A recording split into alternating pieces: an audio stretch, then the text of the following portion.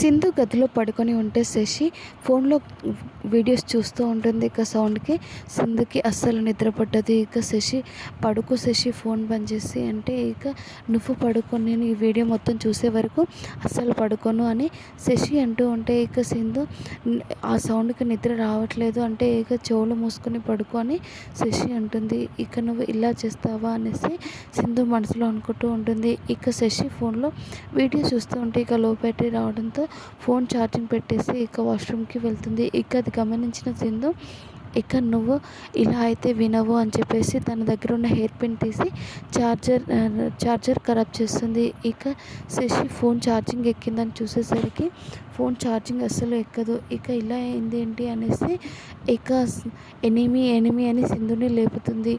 ఇక నీ phone charger నా ఫోన్ ఖరాబ్ చేసావా ఏంటి, ఫోన్ ఛార్జింగ్ ఎక్కట్లేదు అంటే ఇక నేనేం చేశాను చేసి ఇక నా ఛార్జర్ నీ ఫోన్కి రాదు, రేపు వేరేది కొనుక్కొచ్చుకుందాంలే అని సింధు అంటూ ఉంటుంది.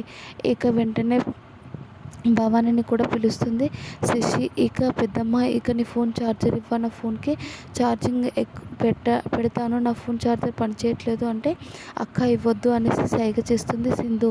ఇక ఈ ఫోన్ ఛార్జర్ నా ఫోన్ ఛార్జర్ వేరు శశి అని భవాని కూడా చెప్తూ ఉంటుంది.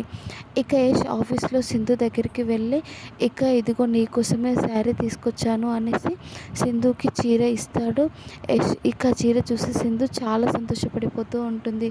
ఇక ఆఫీస్లోనే ఇక తనకు నచ్చినట్టుగా చీర కట్టుకొని బాగా రెడీ అయ్యి యష్ దగ్గరికి వస్తుంది. ఇక యష్ ఇందులో చూసి షాక్ అవుతాడు. ఇక ఎలా ఉన్నాను యష్, బాగున్నానా అనేసి సింధు అడుగుతూ ఉంటే ఇక బాగున్నావు అనేసి యష్ కూడా అంటూ ఉంటాడు. ఇక ఈరోజు నువ్వు నా మెడలో తాళి కట్టిన రోజు అనేసి సింధు అనగానే ఇక యష్కి పాత జ్ఞాపకాలన్నీ తన కళ్ళలో తిరుగుతూ ఉంటాయి.